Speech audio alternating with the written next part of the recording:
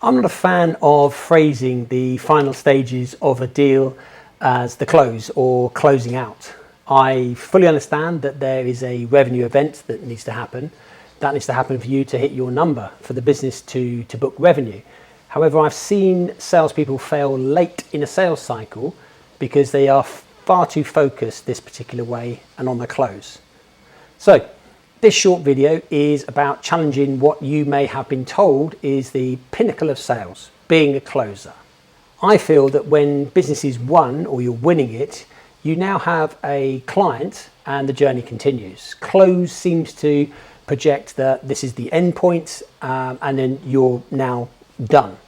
Some people, salespeople I've spoken to, feel this is actually the case, as the next step is a handover to implementation, the delivery team, and if you're lucky enough to have them, the customer success practice.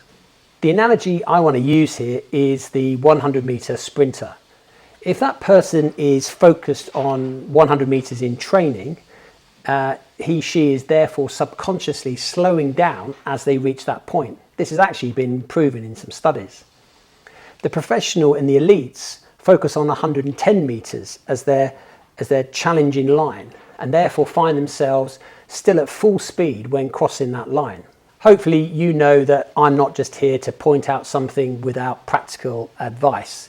You're likely to know some of this, and I hope you're doing some of these things daily. It's good, however, to have a reminder, and I hope you don't mind or appreciate me actually prodding these things. We've recently been testing some decision-making questions at a client, and they've shown some great results. This is what I want to share with you. So the first one, a useful start to a meeting where you're engaged in the sales process is to ask simply if anything has changed recently. This actually is best said in a relaxed way, even before the meeting starts proper. A throwaway line, if you like, as people are talking, small talk, taking their seats and pouring coffee. Why do you do this? Well, we've seen salespeople often not able to react to changes in a particular deal simply because they weren't aware of it. It's as simple as that, so ask.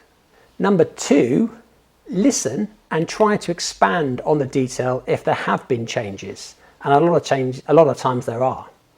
At this point, you're trying to uncover the impact, so don't fall into the trap of trying to deal with this in a Egyptian handling way or with an immediate answer. You're now best trying to dig deeper and check if this is a particular change with the project, maybe the people involved, the wider teams, etc. And why are you doing this? Well, having this awareness is valuable later in case you need to work out a new strategy to win. You've also, as a bonus here, demonstrated that you care by actually asking this kind of question. Number three, this point you need to be careful of overuse, but try and find a way each meeting to check if the solution you've been suggesting and working on still addresses the original challenges that you fleshed out in discovery, which might now seem like a long time ago. Why are you doing this? Well, assuming that once you've done that and it's unlikely to change can be a dangerous place to be.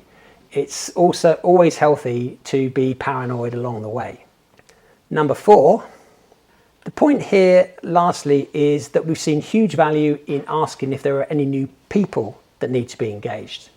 As per some of the other points here, this is a change question, but if you can proactively ask about the people and be helpful in rerunning demos or delivering presentations again, you're not only showing that you're partnering with them, but you're for yourself, you're covering these new influencers.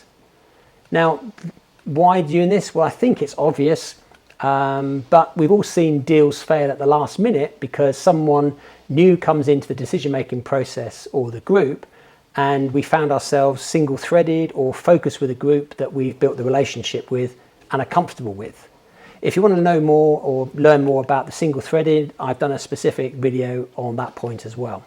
Now, I've been talking again a bit too long for these short videos, so I've got an immediate follow-up to this, which will then take you through and talk about, once you have this confidence of where you are, what questions that you've earned the right to ask to progress to the contract stage, etc.